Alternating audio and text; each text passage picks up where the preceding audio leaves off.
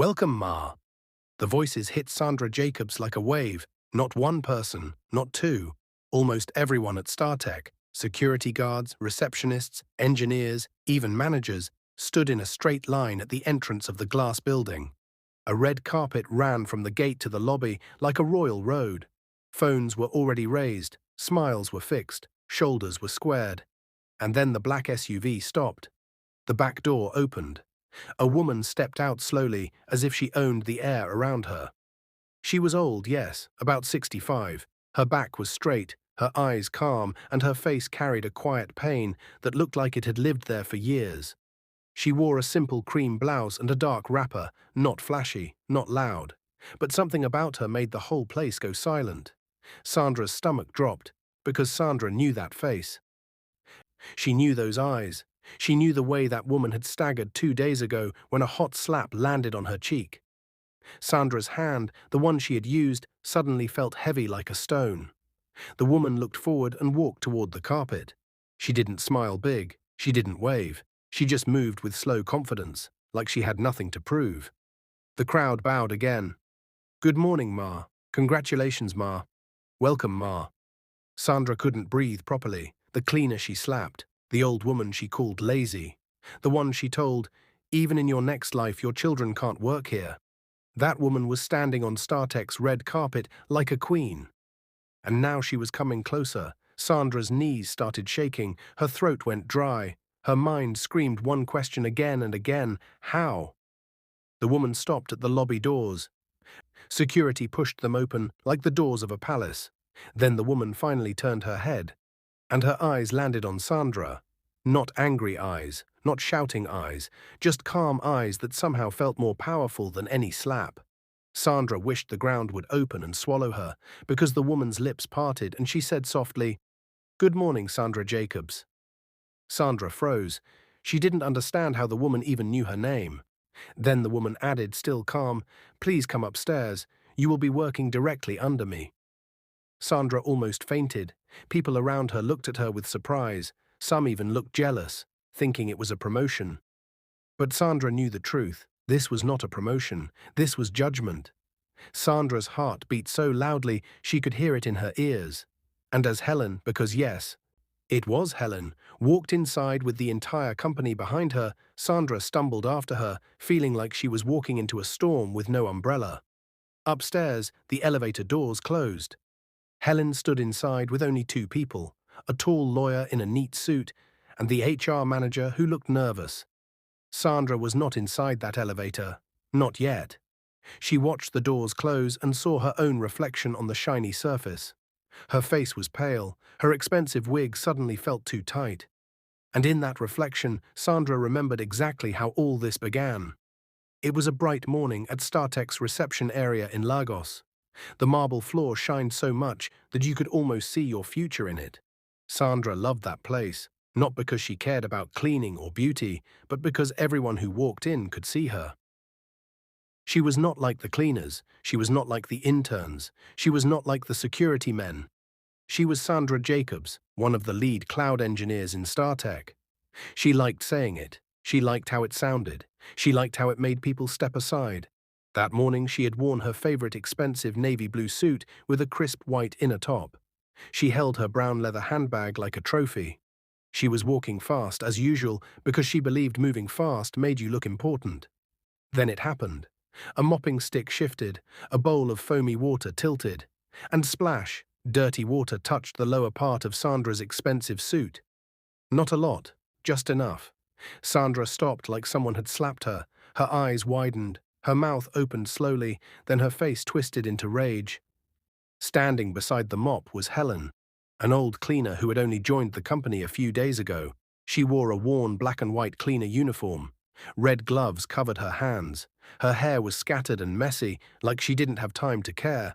Her eyes turned wide with fear. "Oh, I'm so sorry," Helen said quickly. Her voice was soft, tired, and shaking. "It was a mistake. Please, I didn't mean—" But Sandra did not want an apology. Sandra wanted power. She wanted someone to suffer because she believed suffering was for poor people. "You, this evil and lazy woman!" Sandra shouted, loud enough for the receptionist to look up. How dare you splash that dirty water on my expensive dress? Helen bent down fast, trying to clean the water off the marble and off Sandra's suit at the same time. I'm sorry, Ma, Helen begged. Please forgive me, Sandra's eyes burned. Then she raised her hand. Helen didn't even have time to stand straight. Slap. The sound cracked across the reception area like a gunshot. Helen staggered back. For one moment she almost fell. Then she held the wall and found her balance. Her cheek was red. Her eyes filled with tears so quickly it looked like rain started inside her. She whispered, "What did I do to deserve this from you?" Sandra hissed like a snake. She turned to go, then stopped and turned back again, like she wasn't done pouring her poison. In case you care to know, Sandra said slowly, making sure every word entered Helen's heart like a needle. My name is Sandra Jacobs, one of the lead cloud engineers of this reputable company. Helen's tears rolled down her cheeks, but she kept her head low. Sandra continued louder now. I am sure even in your next life, your children can't work here. That's why you need to be careful and look very well when you are cleaning and handling that dirty mopping stick and your dirty water. Sandra's lips curled in disgust. Then she walked away like a queen, leaving Helen on the floor with her tears and her mop. The receptionist said nothing. The security man said nothing. People had seen it, but nobody stepped in. Helen wiped her face with the back of her red gloves. She swallowed her pain. She picked up her mopping stick again, and she continued working. Like her heart was not breaking. Like her cheek was not burning. Like her whole life had not just been insulted in front of the world, but when Helen turned slightly, her eyes didn't look weak anymore. They looked tired. Tired like someone who had been fighting the same battle since childhood. That night, Helen returned to her modest room, the kind of room that was small and hot, with a thin curtain and a fan that sounded like it was coughing. She sat on her bed and stared at the wall for a long time. Her cheeks still hurt, not because of the slap, but because of the words. Even in your next life. Helen's eyes closed, and memories she didn't want came rushing back. A young girl standing outside a big gate, a man inside refusing to open the door, a woman crying, a child asking, "Why doesn't my father want me?" Helen opened her eyes again, breathing slowly. Then she whispered into the quiet room, "God, I am tired." At that exact moment, her small phone rang. Helen looked at the number, unknown. She answered slowly, "Hello?" A serious voice replied, "Good evening. Is this Helen Okoro?" Helen's heart skipped. Nobody called her that. Nobody. She swallowed. Yes, it's me." The voice continued, "You have been requested to come to your father's house immediately. The address is Victoria Island. It is Chief Nnamdi Okoro's residence." Helen's world stopped. Her hands started shaking. "My father," she whispered. The voice softened slightly. "Chief Nnamdi is very ill. He says he wants to see you tonight." Helen's eyes filled with tears again, but this time they were not only tears of pain, they were tears of shock. Because all her life, one name had been a closed door. Chief Nnamdi Okoro, the oldest man in Lagos. A multi-billionaire, a man who rejected her from birth. Helen's lips trembled. "Why now?" The voice paused, then said, "He says he wants peace before he goes." Helen's whole body felt weak. She stood up quickly, almost knocking over a small plastic cup. Her hands fumbled as she tried to find her wrapper, her simple blouse, her scarf. She didn't even know if this call was real. But her heart knew something. Something was about to change, and as she rushed out to find a taxi, she didn't notice one thing. Across town, in a fancy apartment, Sandra Jacobs was laughing on a phone call, bragging to her friend, "I dealt with one stupid old cleaner today. These people don't know their place." Sandra laughed again, and fate listened. Back to the present. 2 days later, Sandra stood in StarTech's entrance, watching the same old cleaner she slapped step onto a red carpet as the new CEO. Sandra's lips shook. Then her phone buzzed. A message popped up from HR. "All senior staff must report to the 15th floor boardroom immediately. CEO's first meeting starts now." Sandra's heart sank. Because she knew her name would be called, she knew she would have to walk into that boardroom. And she knew Helen would be sitting at the head of the table. Sandra held her handbag tight. Then she whispered to herself, voice shaking, "Please, let this be a dream." But it was not a dream. It was real, and Sandra was about to face the consequence of the slap she gave and the life she never respected. The taxi stopped in front of the mansion like it had reached another country. Helen stepped down slowly. She had seen big houses before on television, but this one was different. Tall gates painted black and gold, security cameras watching from every corner. A compound so wide it looked like a small village. The air itself felt heavy, like it carried secrets. She stood there, frozen. For 65 years, this gate had been closed to her. Now it was open. One of the guards looked at her carefully, then nodded and opened the gate wider. "Madam Helen, welcome." That word again. Madam. Helen swallowed hard and walked in. Each step felt unreal. Her slippers made soft sounds on the tiled floor as she followed another guard toward the main building. The walls were white and clean. Paintings of important men hung quietly, watching her pass. Her heart beat fast, not with joy, with fear. Because the past was catching up with her. Inside the sick room, the room smelled of medicine and quiet. Machines beeped softly. Curtains were half drawn, letting in pale light. On the large bed lay a thin old man with grey hair and tired eyes. Helen stopped at the doorway. She knew that face. She had seen it on newspapers, on television, on billboards. Chief Nnamdi Okoro, her father, the man who once told her mother, "Take that child away. I want nothing to do with her." Now he looked small, weak, human. Helen's knees shook. She wanted to run, but she also wanted answers. "Helen," the old man said, his voice dry like leaves. Her breath caught. No one had ever called her name like that before. She walked closer, slowly, like she was afraid he would disappear. "Yes," she answered, barely louder than a whisper. Tears filled Chief Nnamdi's eyes. "I know I have no right," he said, breathing hard. "I know I waited too long, too long." Helen said nothing. Her chest felt tight.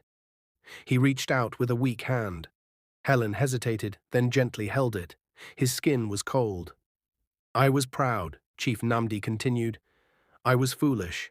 I listened to bad voices. I chose my name over my blood." Helen's tears dropped on his hand. "I searched for you many times," he said, his voice breaking, "but shame stopped me. And now death is standing by my door." The machines beeped louder for a moment. Helen closed her eyes. All the pain she had buried deep inside her came rushing out. The nights she cried as a child. The days she begged her mother to tell her why her father did not want her. The years she cleaned floors while other people lived big lives. She opened her eyes again. "Why now?" she asked softly. "Why at the end?" Chief Nnamdi squeezed her hand weakly. "Because the end makes a man honest." The door opened quietly. Two men walked in. They were well-dressed, tall, confident.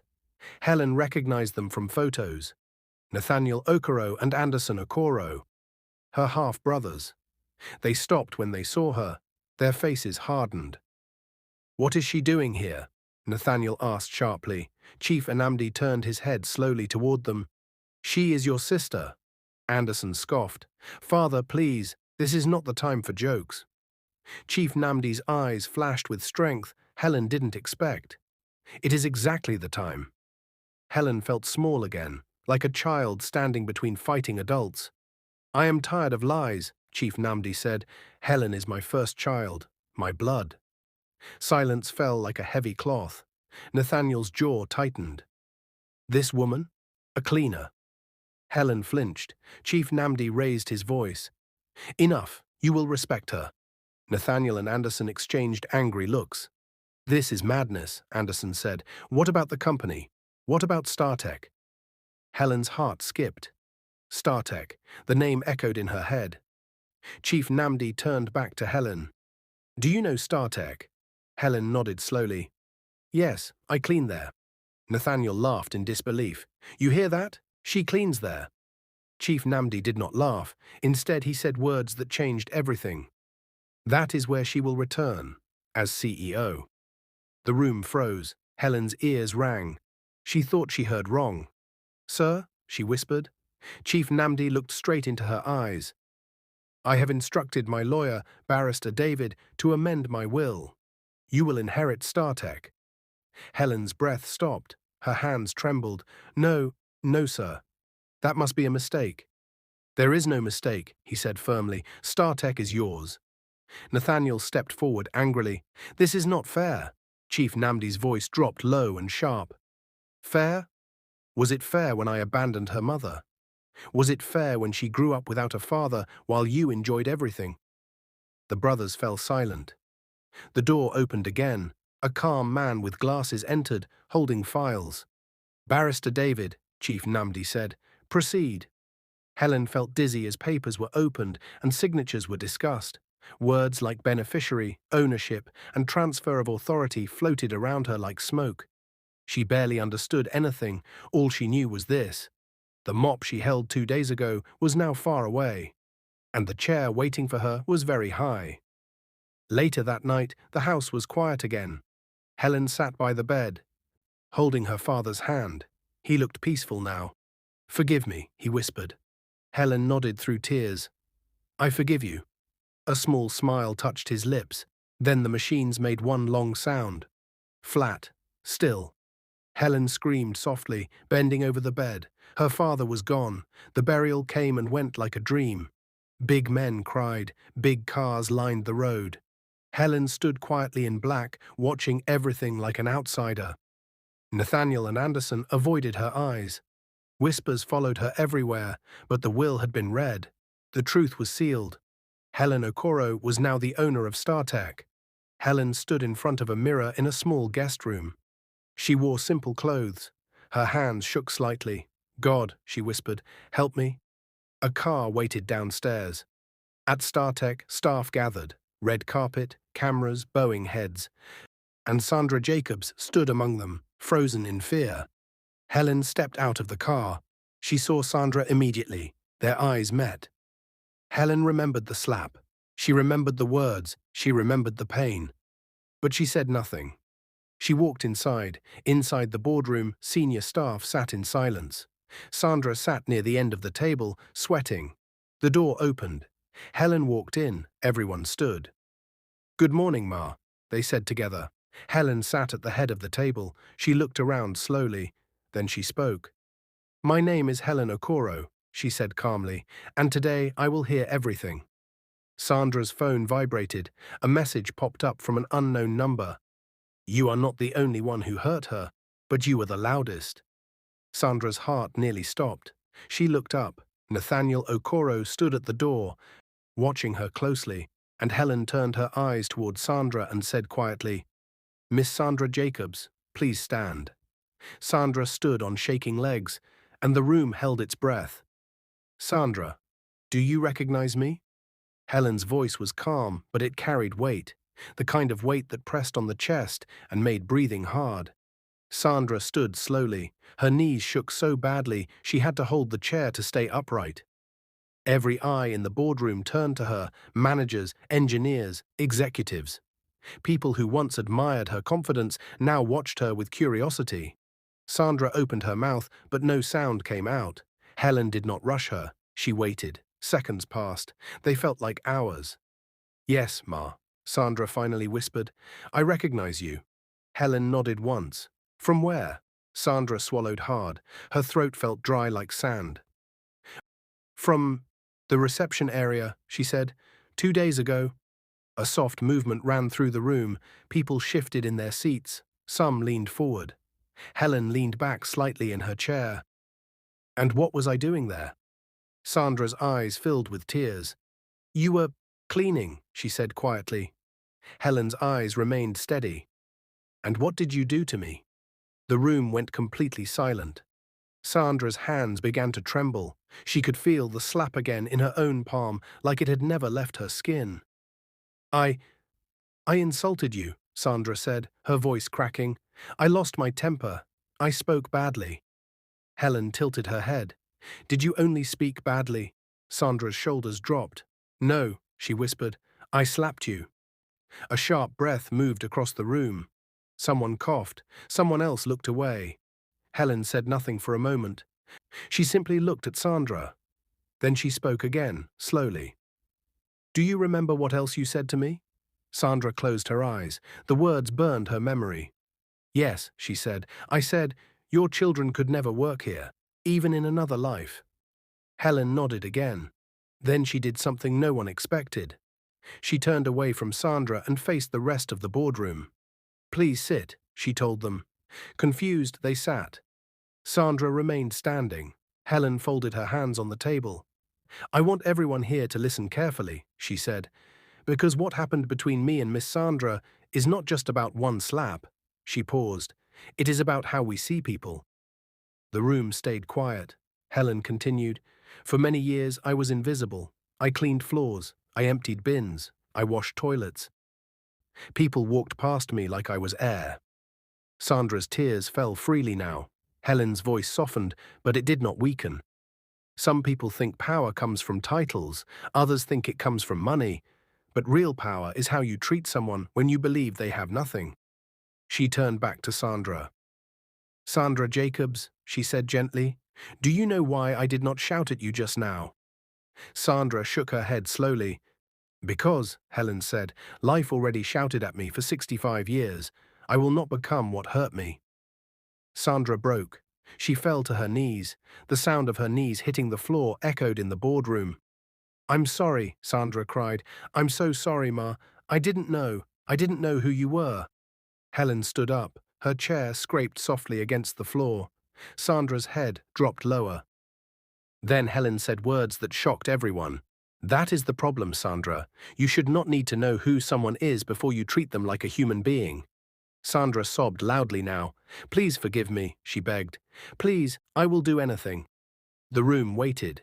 Some people expected Helen to shout. Others expected her to order security.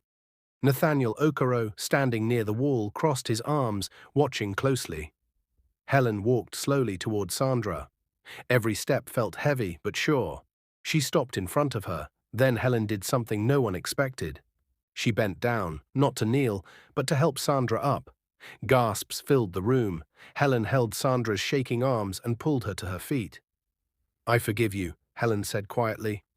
Sandra looked up in disbelief. But forgiveness, Helen continued, does not erase responsibility. Helen turned to the HR manager. Miss Clara, she said, Sandra Jacobs will continue to work at StarTech. Sandra's heart jumped with relief. But then Helen added, she will report directly to my office. The relief disappeared. Sandra's eyes widened. Helen looked straight at her. Not as punishment, she said, but as a reminder. Every day you walk into my office, you will remember who I was and who you chose to be. Sandra nodded quickly. Yes, Ma. Thank you, Ma. Helen returned to her seat. The meeting ended shortly after. As people filed out, whispers filled the hallway. Did you see that? She forgave her. I would have sacked her. That woman is strong. Sandra walked out slowly, her face swollen from crying. Nathaniel stepped beside her. You're lucky, he said coldly. If it were me, you'd be gone. Sandra said nothing, but as Helen watched them through the glass wall of her office, her calm face hid a storm inside her chest. Because forgiveness was only the beginning, and StarTech was full of people who did not want her in that chair. Helen turned to Barrister David. They won't stop, she said quietly. The lawyer nodded. No, they won't. Helen looked out at the city of Lagos. Then she whispered words only herself could hear. Let them come. The news spread through StarTech faster than electricity. Legal challenge, ownership dispute, emergency board meeting. Helen sat quietly in her office, hands folded on the table, as Barrister David explained everything in a low, careful voice. Nathaniel and Anderson are claiming your father was not in a clear state of mind when he amended the will, he said. They want the court to freeze StarTech's operations until the matter is settled. Helen listened without blinking. So they want to remove me, she said calmly. Barrister David nodded. Yes, and they're not alone. Helen raised her eyes. What do you mean? Some board members are supporting them quietly, he replied. They believe StarTech should not be led by someone without a corporate background. Helen understood what he meant. A former cleaner. She nodded once. Thank you for being honest. Barrister David hesitated. Madam, this will not be easy. Helen looked out through the glass wall of her office. Below, employees moved like ants, busy, unaware of the storm building above them. I didn't expect easy, she said. I've never had it. Sandra stood outside Helen's office later that afternoon, holding a tablet with shaking hands. She took a deep breath and knocked. Come in, Helen's voice said. Sandra stepped inside slowly. Yes, Ma? She asked, lowering her head. Helen studied her for a moment. Sit, Helen said. Sandra sat. You will help me understand this company, Helen continued. Every department, every system. I want to learn fast. Sandra looked up in surprise. Yes, Ma, I will. Helen leaned forward slightly. And Sandra, you will be honest with me, even when the truth is uncomfortable. Sandra swallowed. I will, Ma. For the first time, Sandra saw something new in Helen's eyes, not weakness, not anger, but quiet strength. That evening, Helen received another blow. A senior manager resigned, then another. Emails followed. We wish you well, but this transition feels unstable. The company needs experienced leadership. We believe this is not the right direction. Helen read every message. She did not cry. She did not shout. She simply folded her hands and said, So this is how it begins. Nathaniel watched from afar, smiling. Let her fail, he told Anderson. She won't last a month. Anderson nodded. She doesn't belong here. The emergency board meeting was called the next morning. Helen walked in with her head high. Nathaniel sat at one end of the table. Anderson sat beside him. Several board members avoided Helen's eyes. Nathaniel smiled politely. Helen, he said, we're worried. Helen met his gaze. About the company? Or about control? The room went quiet. Anderson leaned forward. You don't understand StarTech, he said. This is not a charity. Helen nodded slowly. You're right. It's not. She turned to the screen behind her. Sandra stood up and connected a presentation.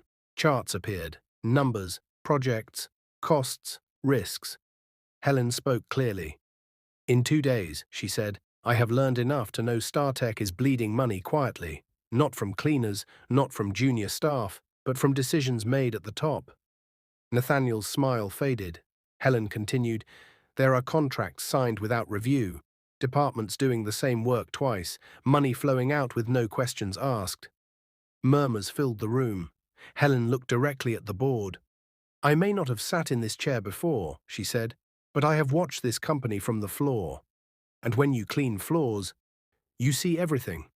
Silence. Nathaniel slammed his hand on the table.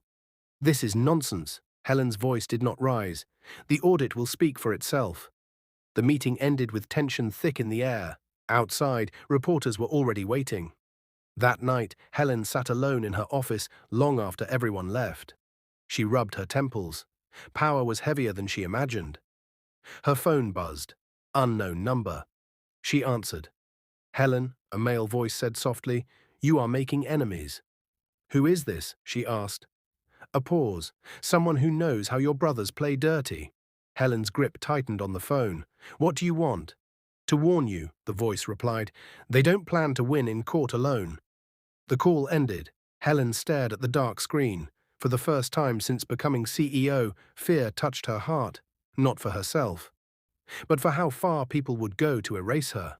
She stood, walked to the window and looked at Lagos glowing in the night. Then she whispered, steady but firm, I survived abandonment. I survived poverty. I survived humiliation. She turned back to her desk. I will survive this too. The room went silent. Helen stared at Sandra, who stood shaking by the door. The police? Helen repeated calmly. Yes, Ma, Sandra said, her voice tight with fear. They just arrived. They said it's urgent.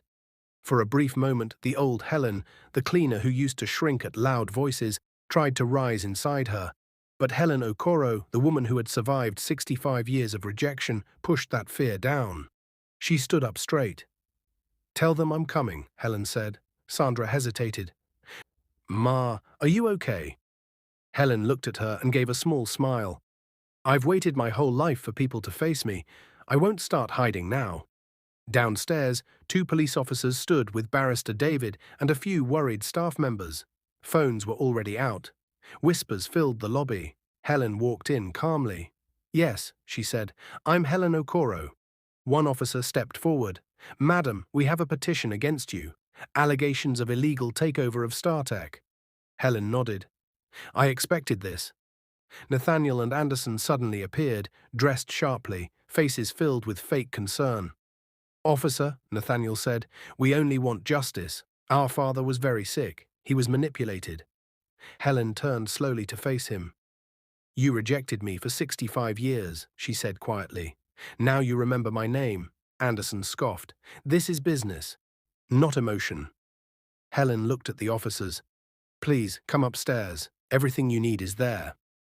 In the boardroom, Barrister David laid out documents, medical reports, video recordings, signed statements, and witnesses. A video played. Chief Nnamdi Okoro appeared on the screen, weak but clear. "My name is Nnamdi Okoro," the recording said. "I am of sound mind. This is my decision. Helen is my first child. StarTech belongs to her." The room froze. Nathaniel's face drained of color. Anderson clenched his fists. The officers exchanged looks. "This recording was made with two doctors present," Barrister David explained. "The will was amended legally." One officer nodded slowly. "There is no case here," Nathaniel exploded. "This is not over." Helen stood up. "It is over," she said firmly, "not because I won, but because the truth spoke." The officers left. The challenge collapsed. And just like that, the war ended. Days passed. StarTech stabilized. The audit Helen ordered exposed deep corruption, money hidden, contracts abused, power misused. Some board members resigned quietly, others were removed. Nathaniel and Anderson faded into silence, their influence gone. And Helen worked. She learned. She listened. She led. She did not forget where she came from. One morning she called a general staff meeting. Everyone gathered in the large hall. Cleaners, security, engineers, managers, executives. Helen stood at the podium. "I stand here today," she said, "not because I am better than anyone, but because life decided to teach us a lesson." She paused. "No one here is invisible. Not the person who codes, and not the person who cleans." People nodded. Some wiped tears. Later that day, Sandra stood in Helen's office again. She looked different now, humbled, quiet. "Ma," Sandra said softly, "thank you for not destroying me when you had the chance." Helen looked at her. "I didn't forgive you because you were weak," she said. "I forgave you because you needed to change." Sandra nodded. "I have." She hesitated, then added, "Every time someone calls you Ma, I remember who you were, and who I was." Helen smiled gently. "Good. Never forget." One afternoon, Helen arrived at StarTech quietly. No red carpet, no cameras. She walked through the lobby. A cleaner was mopping the floor. The young woman froze, nervous. "I'm sorry, Ma," the cleaner said quickly. "I'll move." Helen stopped her. "No," Helen said kindly, "you're doing well." The cleaner smiled with relief. As Helen walked away, staff members bowed respectfully, not out of fear, but out of respect. Upstairs, Sandra watched from her desk. She whispered to herself, "The woman I once slapped is the woman who taught me what power really means." And somewhere deep inside StarTech, a silent truth settled into every heart. Life can change in a moment. The hand you slap today may be the one you bow to tomorrow.